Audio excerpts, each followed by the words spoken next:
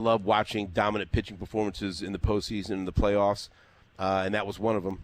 How about that ninth inning? What a wild deal. Oh, yeah. Ramirez with the Little League triple, and then just the contact. Will Vest. Oh. Right. I did somewhat make this point yesterday, but I one of the reasons I was interested in this series is, number one, it's a battle of AL Central teams between a team that just collapsed and the team that caught them. But one thing about Detroit that I thought that could somewhat play in their advantage, and we'll see if they go on to win the series. But, for some teams, you collapse, you lose the division, and you could be out of the playoffs. And then you're going to Mexico for your vacation. With the Tigers, at least they lost their grasp on the division, but they still made the playoffs.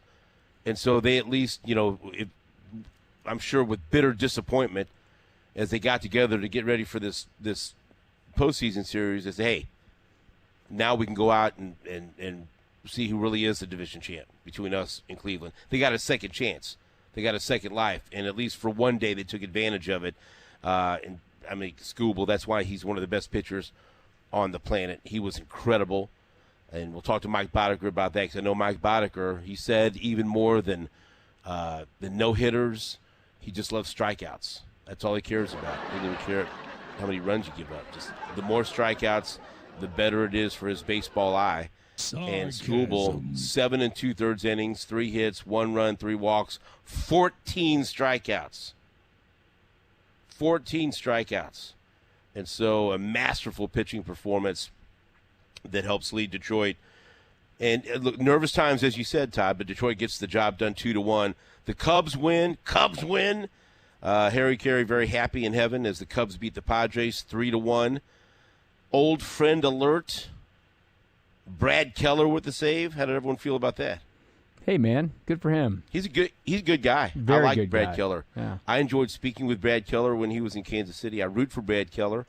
And at one point, Brad Keller was very highly thought of, and thought he'd be a stud for a while for Kansas City. But I'm glad to see he might be in the right role now as a reliever, because he just would get tired.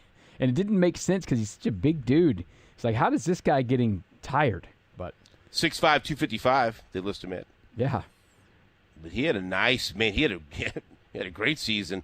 Pitched in 68 games, had a 2.07 ERA and a .96 whip in 69 innings, which is even more impressive. Wow. Nailed that one. Very, very valuable reliever in the Cubs. Yeah, you should celebrate that. That's an outstanding performance.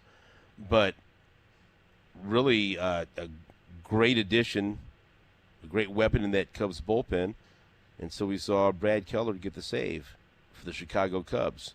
So congratulations to him. Happy for him as they beat the Padres in Game 1, 3-1. Then, that's right, longtime Red Sox guy here. Boston comes through and beats the Yankees. Let's go.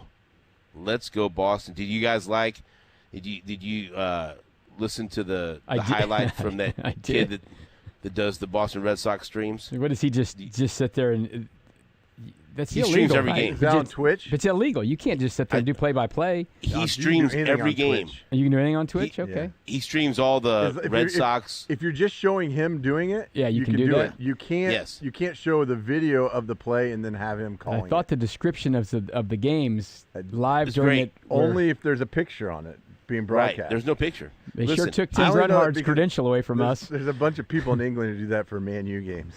They love him because apparently he streams all the Red Sox and Patriots games, and that's the brand of analysis he gives. And let me tell you something, it's not for everybody. No. But I can promise you this, I you. like it. It's for you. It's for me.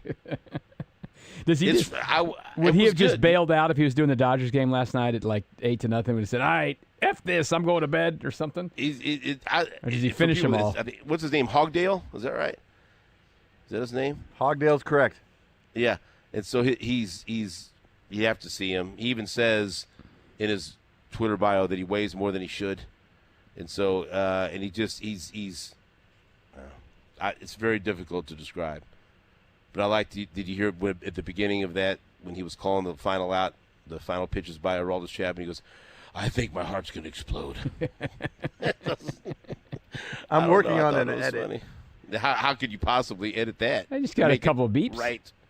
Okay, so but Jake, did you enjoy his brand of commentary? It's aggressive. I like it. Yes. It's aggressive, but I tell you what, it turns the notch up on baseball a little bit, doesn't it? You know what? If more broadcasters did that, I think I'd probably watch more baseball. I've always said they should have a broadcast like that. I mean, a paid broadcast on. You couldn't do it on regular radio. Slamming down your headphones. I kept listening to it, laying in bed, and she was like, "Why do you keep playing that?" And I was laughing. I didn't get it till this morning because I'd gone to sleep last night, and then I listened to it several times driving in. I just played it for Boddicker. I told her, I said, I'd listen to a whole game like this. She said, I bet you would. I'm like, yeah. It's kind of like sitting with you watching a game.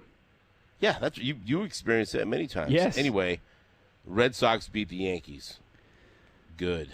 Go Red Sox. Then I'll go back to rooting against you. But are the Yankees going to be done by the time Garrett Dieter gets in here tomorrow? Oh, I hope so. Oh, God, I hope so. I don't ask for much. I'm asking for that. Please. Please do. He almost would probably take it that's, just to get Boone fired, right? Wouldn't he? Oh, I think I don't care. I think they've had it with Boone. They want to yeet him to the moon. All I can tell you is Boone to the moon is the chant now. Like back when the Chiefs weren't good and the Broncos were good, like I couldn't enjoy the NFL playoffs, watching the NFL playoffs until the Broncos were eliminated. Then it would be a certain freedom to it. Yeah. I'm like, if you're watching the NCAA tournament, like say if you hate Duke or you hate Kansas, one of the Blue Bloods, and you root for them to lose, like you can't really enjoy the tournament until your rival's out of it. Then okay, now I can enjoy this tournament. And while they're looming, you want them gone. Yeah. And I know that they're not a rival, but so I feel that way about the MLB playoffs. I can't really embrace them until